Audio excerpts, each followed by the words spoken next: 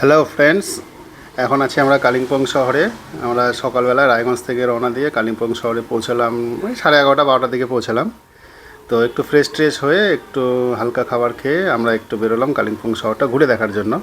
তো আমাদের সঙ্গে যে ভাইটা গেছে, ভাই আর আমি বেরিয়েছি। তো দেখছেন কিছুক্ষণ আগে মুষলধারে বৃষ্টি হয়ে গেল, সেই জন্য শহরটা কিন্তু ফাঁকা। এই দেখছেন ভেজা ভেজা রাস্তা। তাছাড়া এমনি শহরটা বেশ ভালো, একটু যানজটও হয় শুনেছি, কিন্তু আমরা এখনও পাইনি। তো কিছুক্ষণ আগে বৃষ্টি হয়ে গেছে, সেই জন্যই ফাঁকা। আর এমনি শহরটা খুব ভালো, হোটেল আছে, প্রচুর হোটেল আছে। আমরা এসেই হোটেলে উঠেছি, খাওয়া দাওয়া করেছি। আর আপনাদের অসুবিধা হবে না, আসুন, ভালো লাগবে। আর যেহেতু এখানে হোটেল প্রচুর, সেই জন্য আপনাদের থাকার সমস্যা, খাওয়ার সমস্যা এগুলো কিছুই হবে না। আপনারা আরামসে থাকতে পারবেন এবং আশেপাশটা ঘুরে দেখতে পারবেন।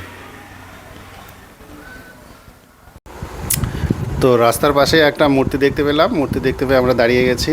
দেখি মূর্তিটা কিসের মূর্তি ঠিক বুঝতে পারছি না, কাছে গেলে হয়তো বুঝতে পারবো। গৌতম বুদ্ধর মূর্তি কি ঠিক বোঝা যাচ্ছে না, হয়তো হতেও পারে, বা গৌতম বুদ্ধ মূর্তির অন্য কোনো রূপও হতে পারে। তো স্থানীয় কারো কাছ থেকে শুনতে হবে, শুনে হয়তো আমি আপনাদেরকে জানাতে পারবো। তো আপনাদের যদি কারো জানা থাকে কিসের মূর্তি, তারা একটু অবশ্যই কমেন্ট বক্সে জানাবেন।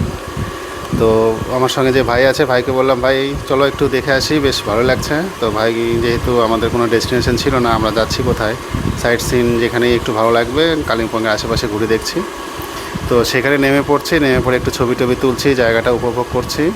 তো দেখি ভিতরে প্রবেশ করলেই বুঝতে পারবো যে কী ঠাকুরের মূর্তি বা গৌতম। তো আমরা গাড়ি সাইডে পার্ক করে দিলাম। এখানে পার্ক করার সুন্দর জায়গা আছে, কোনো অসুবিধা হবে না আপনাদের। এখানে দেখুন যে রাস্তার পাশে অনেকগুলো গাড়ি, এখানে কম করে হলো 7 থেকে 8টা গাড়ি ইজিলি পার্ক হয়ে যাবে, কোনো অসুবিধা হবে না। পার্ক করে রাস্তাটা পার করে আপনাদের আসতে হবে মন্দিরে প্রবেশ করার জন্য।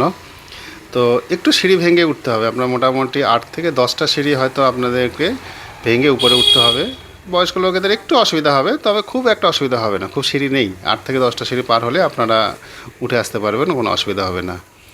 আর মন্দিরটা যেহেতু একটু রাস্তা থেকে অনেকটাই উঁচুতে করা আছে, তো এখানে উঠলে আপনাদের 360 ডিগ্রি যে ভিউ, সেই ভিউটা খুব সুন্দর পাবেন। পাহাড়ে যে জন্য আসা, পাহাড়ে অ্যাকচুয়ালি তো আমরা আসি প্রাকৃতিক সৌন্দর্য উপভোগ করার জন্য, তো এখানে সেটা আর কোনো ঘাটতি হবে না। কিন্তু আমাদের একটু কপালটা খারাপই বলা যায়, ভাগ্যটা খারাপ ছিল সেদিন। কারণ সেদিন সকাল থেকেই প্রচণ্ড মেঘ ভার করে আছে, মুখ একদম ভার, সে যেন কাউকে কিছু দেখতেই দেবে না, এরকম একটা ব্যাপার ছিল।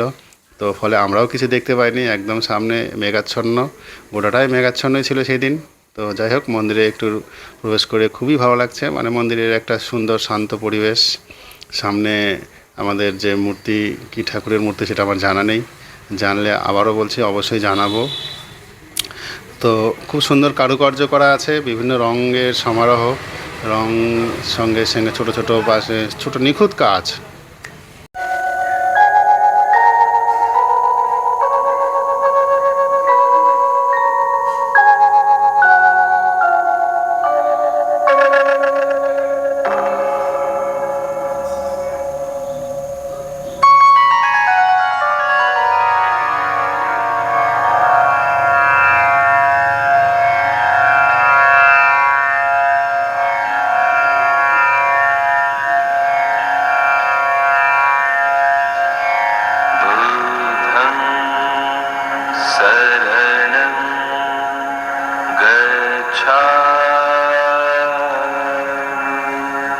তো আমরা মন্দিরে উঠে গেছি, মন্দিরে উঠে একটু ঘোরাঘুরির পরে মূর্তির চারপাশ দিয়ে ঘোরার রাস্তা আছে, সেই দিক দিয়ে আমরা ঘুরছি, দেখছি।